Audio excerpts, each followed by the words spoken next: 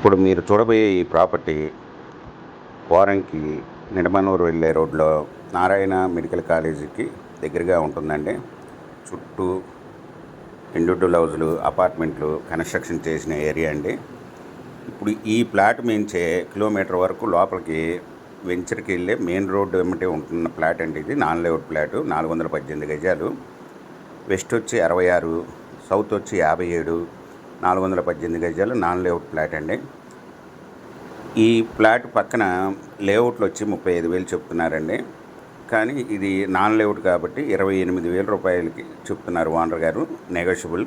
మీకు ఈ ప్రాపర్టీ వివరాలు డిస్క్రిప్షన్లో ఇవ్వడమైందండి.